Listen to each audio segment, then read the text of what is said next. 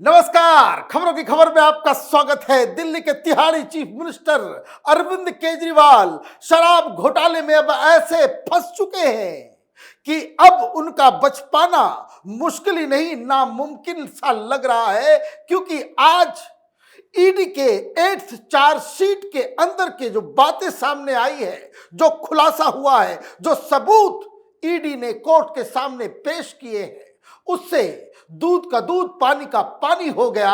अब तक जितनी भी झूठ बातें फैलाई जा रही थी मीडिया के द्वारा और आम आदमी पार्टी के द्वारा, सब आज धाराशायी हो गया। क्यों? क्योंकि ईडी ने कोर्ट के अंदर व्हाट्सएप चैट्स दे दिए हैं, लोगों के बयानों के साथ साथ पूरा मनी ट्रेल बता दिया है कि कैसे कैसे, और साथ ही साथ मामला घूस खाने का जो अब तक बताया जा रहा था कि केजरीवाल ने कि नई पॉलिसी में लेकर के आऊंगा शराब को लेकर, उससे पैसे कैसे कमाना है और आपके मन मुताबिक कानून बनाऊंगा, इसके लिए 100 करोड़ रुपए नहीं मांग रहे थे। 100 करोड़ रुपए जब आ गए तो उसके बाद और भी ज्यादा पैसा मांगा जा रहा था, जिसके बाद मनमुटाव हुआ और ये सारी बातें व्हाट्सएप चैट से सामने आ रही हैं। लेकिन बड़ा सवाल, केजरीवाल के खिलाफ ऐसा क्या सबूत मिल गया है कि केजरीवाल की मुसीबतें बढ़ गई है, तिहाड़ से बाहर आना अब नामुमकिन सा हो गया है? उसको जानना और समझना जरूरी है। पहले क्या खबर आई है? The enforcement directorate chargesheet in the Delhi liquor policy case mentions that AAP was a direct beneficiary of rupees 45 crore of the rupees 100 crore kickback, and it was routed for campaigning in Goa assembly polls through Hawala channels. A Delhi court has taken cognizance of the ED charge sheet and issued a protection warrant for Arvind Kejriwal for July 12th. While Arvind Kejriwal is the 37th accused, Aam Aadmi Party has been mentioned as the 38th accused in the charge sheet. आरोपी number 37 Arvind Kejriwal और आरोपी number 38 आम आदमी party. ये भ्रष्टाचार बचाने आए थे, भ्रष्टाचार के खिलाफ आंदोलन करके आए थे। ये पार्टी ही आज आरोपी बन गई, आरोपी नंबर 38। अब क्या चार्जशीट का लब्बो-लुभाव है कि अरविंद केजरीवाल को शुरू से ही मालूम था कि कैसे पैसे आना है, कैसे घोटाला होना है, और इस जो पाप की कमाई आई है उसका डायरेक्ट बेनिफिशियरी आम आदमी पार्टी है। और आम आदमी पार्टी का मतलब उसका national convener Arvind Kejriwal. Poster के ऊपर उसका ही तो चेहरा होता था, पार्टी तो छोटा सा नाम लिखा हुआ होता था। दुनिया के पूरे ब्रह्मांड के सबसे बड़े लीडर की तस्वीरें बड़ी बड़ी होती थी। हवाला की कमाई से, शराब की कमाई से, मनी लॉन्ड्रिंग करके काला धन से ये अपना चेहरा चमका रहा था। ये मेन आरोप है। चार्जशीट में और क्या बातें कही गई है?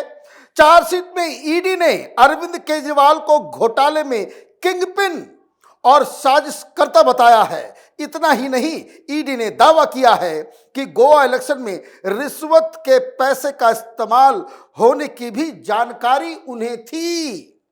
चार्जशीट में अरविंद केजरीवाल और आरोपी विनोद चौहान के व्हाट्सएप चैट का डिटेल दिया गया है। आरोप है कि कविता के पीए ने विनोद के जरिए 25.5 करोड़ रुपए गोवा चुनाव के लिए आम आदमी पार्टी को पहुंचाए थे। ईडी का कहना है कि चैट से साफ है कि विनोद चौहान के अरविंद केजरीवाल के साथ अच्छे रिश्ते थे। फोन तोड़ रहे थे। 171 फोन इसलिए तोड़ा गया था कि कहीं कच्चा चिट्ठा ना निकल आए, लेकिन विनोद चौहान के फोन से सारी बातें सामने आ गई। व्हाट्सएप चैट है जिसको डिकोड किया है ईडी ने, और उसमें क्या मालूम चल रहा है कि जो विनोद चौहान नाम का शख्स है, इसके केजरीवाल के साथ खूब व्हाट्सएप चैटिंग हो रही है। इसलिए वो अरविंद केजरीवाल अपना पासवर्ड नहीं दे रहा है। फोन का पासवर्ड अभी तक इसने नहीं दिया है। क्यों? क्योंकि फिर तो वो सारी चीजें सामने आ जाएगी। लेकिन ईडी ने बड़े जतन से उन व्हाट्सएप चैट्स को रिट्रीव करके कोर्ट के अंदर जमा किया है, जहां विनोद चौहान केजरीवाल के साथ गुटरगू कर रहा था। अब विनोद चौहान और किसके किसके साथ बातचीत कर रहा था? तो हवाला ऑपरेटर्स के साथ भी बातचीत कर रहा था, और उन बातचीत के आधार पे, चैट्स के आधार पे, इलेक्ट्रॉनिक एविडेंसेस के आधार पे यह साबित हो रहा है कि 25.5 करोड़ रुपए हवाला ऑपरेटर्स के जरिए गोवा पहुंचाया गया, और इसके बारे में अरविंद केजरीवाल को भी इसकी पूरी जानकारी थी। मतलब अब अरविंद केजरीवाल के 2 चट्टे बट्टे इस केस में पैसे उगाही और इधर का उधर करने में पकड़े गए। कौन? विजय नायर और साथ ही साथ ये विनोद चौहान। अब केजरीवाल ने क्या कहा इन्वेस्टिगेशन में, ये भी चार्जशीट का हिस्सा है। उन्होंने कहा कि मैं नहीं जानता ये कौन है विजय नायर, हमको रिपोर्ट नहीं करता था। बताया जा रहा है कि बताया कि ये तो आतिशी और उसके साथ मिलकर करते थे। यह भी झूठ बोला अरविंद केजरीवाल ने कि मिनिस्टर्स जो है पॉलिसीज मैटर को लेकर के चीफ मिनिस्टर से डिस्कस नहीं करते हैं। अरे मिनिस्टर डिस्कस नहीं करेगा चीफ मिनिस्टर के साथ कि क्या पॉलिसी लेकर के आ रहे हो, क्या डिसीजन लेना? ये केजरीवाल को मालूम नहीं होते, अपने मन से ये लोग काम कर रहे हैं। अजीब अजीब कुतर्क आप देंगे तो ये कोर्ट में 1 मिनट भी टिकेगा क्या? प्रेस कॉन्फ्रेंस में तो चल जाएगा, वो दलाल पत्रकार पूछेंगे नहीं, लेकिन जज साहब के सामने ये सब तो आर्गुमेंट चलेगा नहीं। अब एक और बात जो उसमें समझने की है कि उगाही भी चल रही है। विजय नायर के बारे में तो बोल दिया, अब ये विनोद चौहान के बारे में आप क्या कहोगे? और ये बताया जा रहा है, कुछ जगह पे ये भी रिपोर्ट्स आ रही है कि गोवा इलेक्शन में फंड की क्या किधर कैसे इस्तेमाल किया गया, नहीं किया गया, उसमें केजरीवाल अपने आप को बचा रहा है और पार्टी के लोगों को फंसा रहा है। दुर्गेश पाठक का भी नाम आ रहा है। और ये तो आप ये समझिए, वो गुप्ता जी से भी पूछताछ हुई तो उसने कह दिया था कि भाई एक दूसरे केस में कि फंड के बारे में मैं नहीं जानता, मैं तो कोषाध्यक्ष बस नाम के, सब कुछ जो है वो अरविंद केजरीवाल ही करते हैं। तो ये तो मामला अरविंद केजरीवाल के फेवर में नहीं है। अब कितना भी प्रपंच आप करो, मीडिया में अफवाह फैलाओ कि हम कट्टर ईमानदार हैं। कल तक ये लोग कह रहे थे कि घोटाला फर्जी है, कोई सबूत ही नहीं है। अब व्हाट्सएप चैट सामने आ गए। भाई व्हाट्सएप चैट कोई भूत कर रहा था? एक और बड़ी बात सामने आई इस चार्जशीट में। रेड्डी के बयान का हवाला देते हुए ईडी की चार्जशीट में आरोप लगाया गया है कि नवंबर 2021 में लाइसेंस शुल्क के भुगतान में छूट, गैर अनुरूप एरिया में दुकानें न खोलने आदि जैसे मामले थे। और जब भी अभिषेक बोयिनपल्ली और अरुण पिल्लई ने विजय नायर के साथ इस मसले में चर्चा करने की कोशिश की तो उन्होंने ठीक से जवाब नहीं दिया। बाद में रिटेल जोन को कोविड-19 की वजह से छूट दी गई, लेकिन शरत रेड्डी के जोन को अपेक्षित छूट नहीं मिली। आरोप पत्र में आरोप लगाया गया है कि जब इसे लेकर शरत रेड्डी ने के कविता बोयिनपल्ली और पिल्लई से बात की तो उन्हें बताया गया कि 100 करोड़ के अलावा नायर, सिसोदिया और केजरीवाल ने गोवा और पंजाब में अपनी चुनावी फंडिंग के लिए अतिरिक्त रकम मांगी है, जिसे उन्होंने देने से इनकार कर दिया। इससे आप नाराज हो गई और इसलिए एक समय के बाद नायर ने उनकी बातों पर ज्यादा ध्यान नहीं दिया। वहीं 21 मार्च को अपनी गिरफ्तारी के दिन दर्ज कराए गए बयान में केजरीवाल ने ईडी को बताया था कि वह शरद रेड्डी को नहीं जानते। मतलब समझे क्या हुआ? मामला गिव एंड टेक का चल रहा था।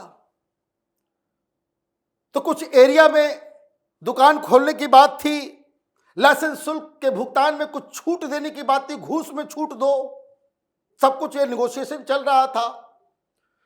तो कोविड-19 जब आया तो कुछ लोगों को छूट मिल गई उन जोन्स में दुकान खोलने की लाइसेंस पैसे में भी उसमें छूट दी गई, लेकिन शरद रेड्डी ने जब बात की तो उसको कोई छूट नहीं मिली। तो जब उसने के कविता से, बोइनपल्ली से, पिल्लई से, ये पूरे गैंग से बात की, भैया तुम लोगों का तो हो गया काम, ये हमारा मामला फंसा हुआ है, तो उनको बताया गया कि भाई 100 करोड़ तो दे दिए हैं, अभी पंजाब और गोवा में और भी पैसे की जरूरत है, और माल दो तब तुम्हारा काम होगा। तो शरद रेड्डी ने कहा कि फिर हमने मना कर दिया, पैसे हमने नहीं दिए। जब पैसे हमने नहीं दिए तो विजय नायर हमसे बातचीत करना ही बंद कर दिया, हमारी बात को रिस्पॉन्स ही नहीं करता था। तो शरद रेड्डी के साथ बातचीत नहीं करना, ये फैसला कौन करेगा? ये विजय नायर तो सिर्फ एक प्यादा है, वो तो केजरीवाल के जरिए ही सारा कुछ फैसले हो रहे थे।